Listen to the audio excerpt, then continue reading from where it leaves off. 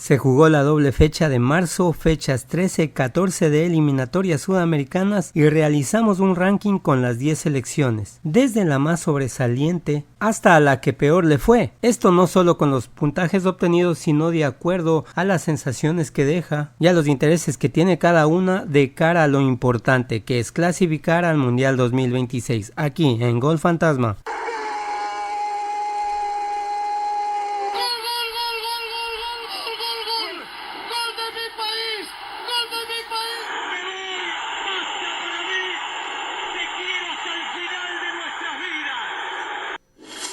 Comenzó el 2025 para las selecciones en el tramo final de eliminatoria sudamericana rumbo al Mundial 2026. Y como siempre, las eliminatorias de esta zona son apasionantes, son sorprendentes. Muchas veces no se cumplen esas probabilidades de que el fuerte siempre gane. Es más, algunos que están fuertes tienen malas rachas, se caen de esos buenos momentos en los que vienen. Por ejemplo, citemos a Colombia, y otras que uno piensa que ya están desahuciadas, ya no hay por dónde darles un milímetro de esperanza, pues resucitan, como pasó con Perú recientemente. Y con los resultados que se dieron en esta doble fecha vamos a hacer un ranking de acuerdo al éxito o al fracaso que obtuvieron las selecciones. Como ya dijimos, no solamente con cuántos puntos ganó cada una, sino qué tan importantes son estos resultados, son esa suma de puntos en la tabla general de ubicaciones y también las sensaciones que dejan en los esquemas y funcionamiento de cada selección. Y así iremos desde la más ganadora, la que más beneficio obtuvo esta doble fecha, hasta la selección que podemos considerar la más desdichada, la más pecho frío, la que más fracasó en esta doble fecha, en estos inicios de este 2025 y del tramo final de clasificación al Mundial. Y empezamos no con la más ganadora, sino la super ganadora, no solo de esta doble fecha, sino de las eliminatorias en general. Y no puede ser otra más que Argentina, que consiguió 6 puntos de 6, nota perfecta, anotó 5 goles a su favor y recibió tan solo 1. Argentina, que es la líder absoluta y en solitario, con 31 puntos más 18 de gol diferencia. Como hecho destacado, acaba de romper una mala racha de 20 años en que no conseguía ganarle por eliminatorias a Brasil. El último triunfo fue allá en el 2005 y vaya de qué forma rompió esta mala racha. Y ahí vemos en la imagen al capitán de la selección argentina, al mejor jugador de todos los tiempos en mi opinión, leyendo cómo su selección acaba de clasificar oficialmente. Y esto digo ya es simplemente anecdótico porque Argentina estaba ya clasificado desde hace algunas fechas. Le saca 8 puntos a su perseguidor, que es la selección ecuatoriana, con 23 puntos. Prácticamente Argentina puede irse de vacaciones y quizás sin jugar un partido más, perdiendo todos los que le quedan, aún podría aspirar a quedarse con ese primer lugar de estas eliminatorias. Ganó 2 clásicos, primero el del Río de la Plata frente a Uruguay y en la noche de ayer frente a Brasil de manera incontestable.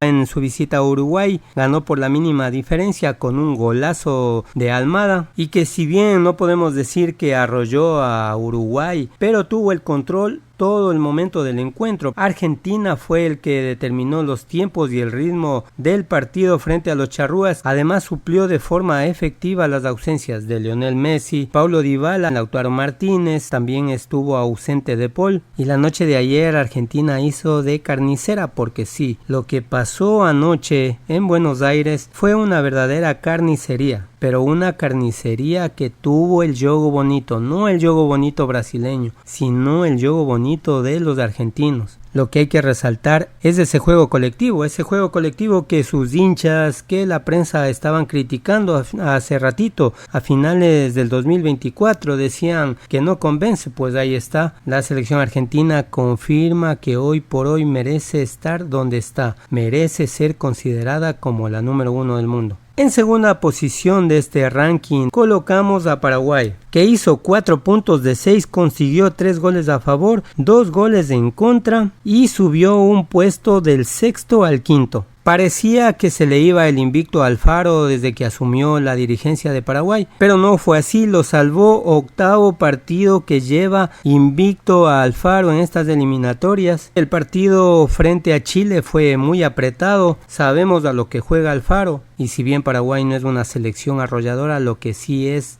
contundente, eso lo demuestran los resultados. Y luego lo que hizo frente a Colombia, que ya lo había hecho con Bolivia en un estadio muy difícil como es el Alto, y hoy lo vuelve a hacer. Pero para mí tiene mucho más mérito porque lo levanta de un 2-0 que se generó en apenas 13 minutos. Aquí también hubo otro golazo de Enciso y el estado de ánimo de Paraguay debe ser de los mejores. Y aquí viene Ecuador como la tercera selección más ganadora de esta doble fecha. Consiguió 4 puntos de 6, 2 goles a favor, 1 en contra. Se encontraba tercero, hoy está de segunda, de escolta de Argentina. Cuenta con 23 puntos más 8, pero debería en realidad tener 26 puntos. En la fecha 13 consiguió derrotar a Venezuela 2-1 y aquí debía hacer este triunfo con las 3 Gs: ganar, gustar y golear. Consiguió las 2 primeras y debía haber goleado, y ahí está donde tiene que mejorar la selección, que sí, tuvo muy buena sensación en ese partido con Venezuela, los ecuatorianos muy felices, entusiasmados con el desempeño que tuvo la selección, pero también hay que ser claros, ese partido se nos complicó al final, no debíamos llegar a esas instancias, ciertamente pudo haber sido una victoria clara y cómoda. No fue así y esos aspectos hay que mejorar. Y el siguiente partido contra Chile, teniendo el regreso de Hincapié, que para mí es el mejor defensor ecuatoriano, el mejor de esa línea, tuvimos un primer tiempo desastroso. No puedes cambiar tanto de un partido al otro. Ecuador parecía desconocido en el primer tiempo frente a Chile. Y otro aspecto raro, rarísimo, que no le encuentro explicación desde que vi la formación. ¿Cómo pones a un muchacho que lo pusieron a Guagua cuando no ha disputado todavía ni siquiera un minuto oficial en la liga de tu país? Y ahí es cuando saltan, como te digo, las dudas. O sea, ¿qué pasó? ¿Le quieren meter mano a BKCS? ¿Él va a permitir que hagan esto? Yo no le encuentro explicación. Primero, el peso que le colocas es tremendo. En un partido de eliminatorias le pones a jugar 60 minutos. Si tú quieres darle la oportunidad, está bien. Yo no digo que no se busque dar oportunidades a los jóvenes, que se vayan fogueando, eso está bien, pero tiene que ser sistemático. Si le ibas a dar minutos, dáselos al final del segundo tiempo, como iba a pasar frente a Venezuela. Ahí nadie te hubiese criticado, pero acá obviamente va a recibir críticas porque no hay sustento, no hay. Y prueba de ello es que mejoramos cuando entró Janner en reemplazo de Guagua. Creo que hay que evitar estas cosas, pero en general Ecuador va bien. De los últimos 12 puntos, Ecuador ha conseguido 10 y eso calma las aguas. La cuarta posición de las más ganadoras, Venezuela, consiguió 3 puntos de 6, 2 goles a favor, 2 goles en contra. Subió un puesto del octavo al séptimo, tiene 15 puntos menos 4 de gol diferencia. Y bueno, ya dijimos, perdió contra Ecuador, ese resultado pudo ser aún mayor, pero creo que eso estaba dentro del cálculo de Venezuela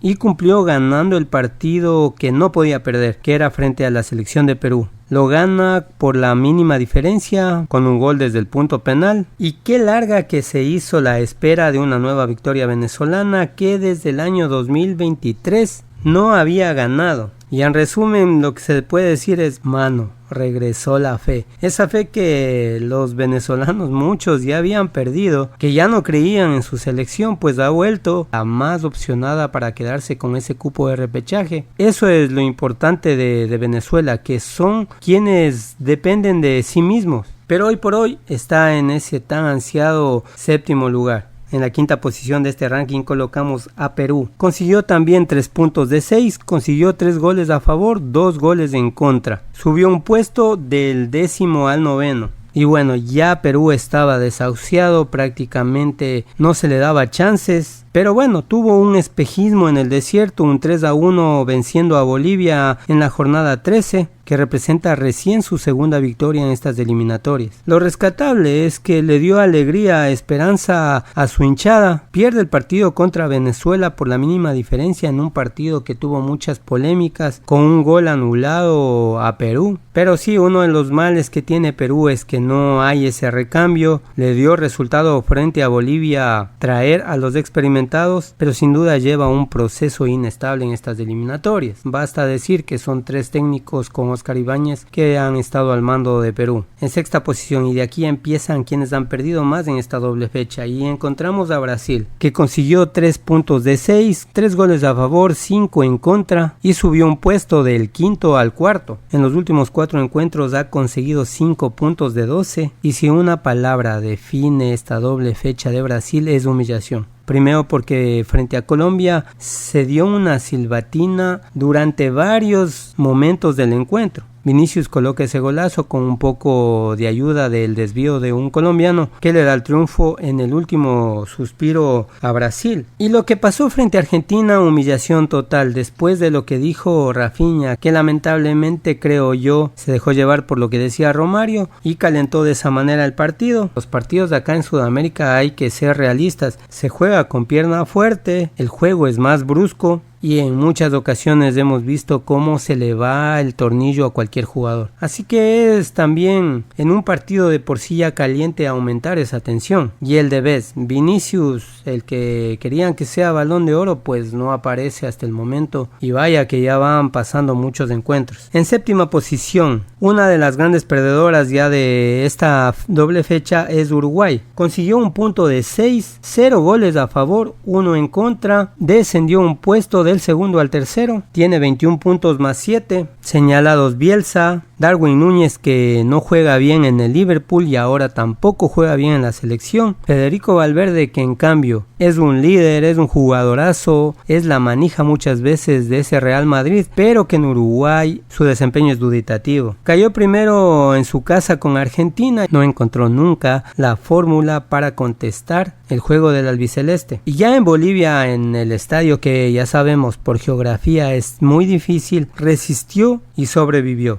Ugarte, que le hizo falta frente a Argentina por sanción, fue uno de los mejores jugadores. Bentancur en el primer tiempo tuvo una clarísima, pero bueno, consiguió al menos el empate para no quedarse con las manos vacías en esta doble jornada. Octavo lugar, y una de las que también pierden más es Chile, que consiguió un punto de 6, 0 goles a favor, 1 en contra, baja un puesto del noveno al décimo y se encuentra con 10 puntos menos 12. Perdió 1-0 con Paraguay y empató a ceros con Ecuador. Venía cerrando el 2024 con una victoria y un empate. Eso le dio un poco de vuelo y de esperanza a la selección chilena. Pero en esta presente doble jornada, los primeros tiempos de Chile fueron bastante buenos. Ya digo, a Ecuador le desdibujó, a Paraguay también le complicó, pero ya en el segundo tiempo Chile creo que ya le juega mucho la cabeza, la desesperación. También la falta de efectividad, es la segunda peor delantera de eliminatoria, solo detrás de Perú, que también no sale de esa maldición de no poder hacer el recambio generacional. Algo de esperanza ver jugar a Osorio, ver jugar a Loyola. Penúltimo lugar de este ranking es para Colombia. Desde el 2012 no le ganaba a Paraguay. Parecía que esta mala racha se terminaba, pero bueno, no fue así.